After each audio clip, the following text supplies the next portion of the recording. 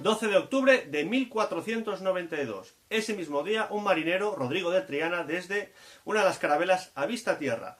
No lo sabía, pero ese momento iba a cambiar totalmente la configuración del mundo al terminar esa epopeya, ese viaje tan épico. Pero, ¿qué vino era el que iba cargado en aquellas bodegas? En 1999 un chico de Valladolid suspende el BUP y le toca ir a la cafetería de su hermano a trabajar en lugar de ir a Salou con sus compañeros. Allí descubrió que le molaba el vino y no tardó en estudiar enología para trabajar en bodegas. Ahora intenta contar su verdad sobre el vino de una forma fácil y divertida. Si usted tiene alguna duda sobre vinos y lo encuentra, quizá pueda contratarlo. Territorio Vino. Porque lo que está totalmente claro es que en ese viaje tenía que haber vino. Primeramente por una cuestión sanitaria. Esos barcos se cargaban agua dulce porque no iban a beber agua del mar, pero en pocos días, debido al calor y la humedad, se empezaban a generar cocos en el agua. Así que había que potabilizarla. Una manera de potabilizarla era añadiendo vino. También tenía una función bastante reconstituyente. El vino es un producto bastante energético, y más en aquella época. Así que era una manera también de alimento. Durante toda la Edad Media el vino era más que una bebida como la consideramos ahora, puro alimento. Había que tener vino siempre en la mesa. Y además porque las cosas como son. Todo el mundo tenemos la imagen de un marinero como un tipo con mucho honor muchas veces, pero eso está muy alejado de la realidad. Era gente más bien pendenciera, era gente no muy de fiar, que no sabía nadar. Es muy curioso, pero los marinos de aquella época lo normal es que no supiesen nadar, así que siempre tenías que tenerlos, por decirlo así, calentitos, a base de vino, para que no se te amotinasen. Y esa función lúdica del vino también se contemplaba cuando se cargaban los barcos. La paternidad del vino de ese viaje a América, pues podríamos hablar de tres hipótesis. Uno de los orígenes del vino que fue en el viaje de Colón fue el vino de Rivadavia, lo que ahora llamamos la denominación de origen Ribeiro. ¿Cómo lo sabemos? Gracias a la pesquisa de Bobadilla. Son unos documentos que aparecieron en el Archivo General de Simancas. Más o menos el antecedente es que a la Corona de Castilla empiezan a llegar rumores que Cristóbal Colón no es una persona de fiar. Está quedándose con parte de lo que recauda de espaldas a la corona, está tratando bastante mal entre él y su familia, sus hermanos estaban montando el chanchullo y allí desviando dinero y tratando bastante mal a los nativos. Y eso llega a oídos de la Corona de Castilla, de Isabel la Católica. Así que manda a una persona, Bobadilla, a que haga una pesquisa, es decir, que recabe información para luego poderse ajusticiar y juzgar a Cristóbal Colón, como así sucedió.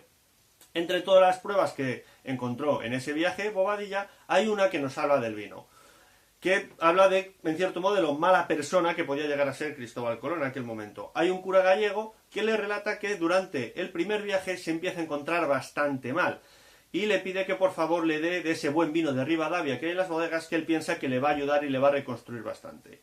En la documentación aparece que la contestación de Colón fue que no, debido a que si fuese por ellos, por los clérigos, se habrían bebido todo el vino aduciendo que estaban malos. Le negó ese vino y fue una de las acusaciones que se le llevó a juicio. Por eso sabemos que vino de Rivadavia, no sabemos la cantidad, había en el primer viaje de Colón. Del primer y segundo viaje de Colón hay muy poquita documentación, todo fue mucho más improvisado, rápido y caótico de lo que cabe pensar. Pero del tercero ya sí que todo está bastante más documentado.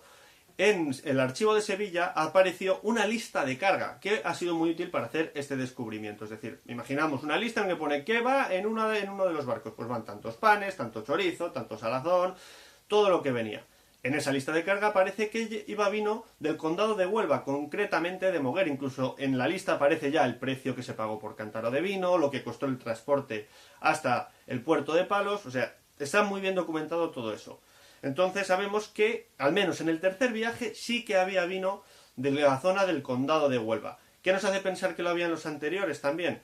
La niña no se llamaba Niña por una cosa cualquiera, era porque era un barco propiedad de los hermanos Niño. Eran una familia de marineros mercantes muy famosos en el sur de España, que habían movido mucho producto ya, se habían dedicado al transporte también fluvial a lo largo del Guadalquivir, habían hecho negocios en el Mediterráneo, habían llevado vino también y otros productos a los ingleses.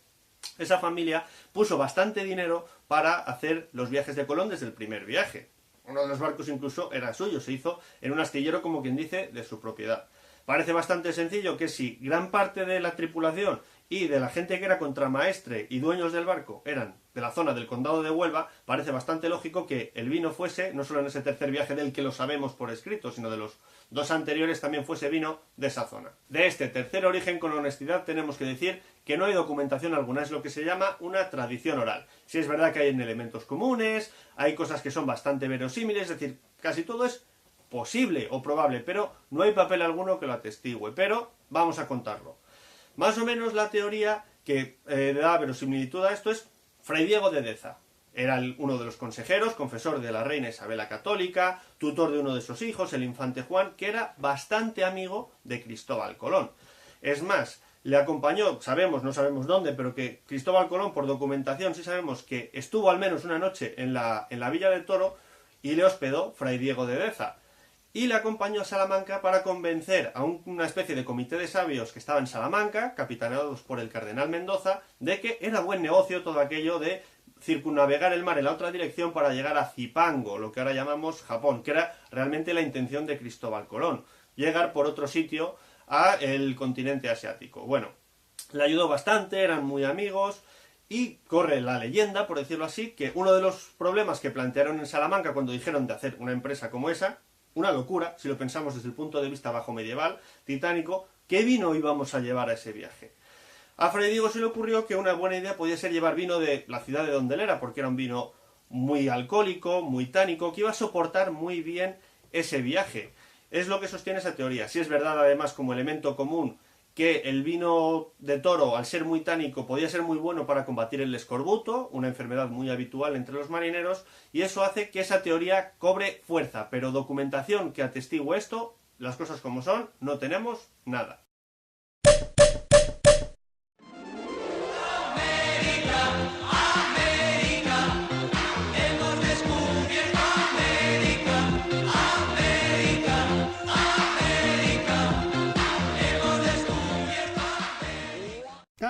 El que iba... No, porque eso lo has dicho antes. ¿Con dónde te había quedado? Parece, ahí es donde... Más o menos verosímiles. Verosímiles.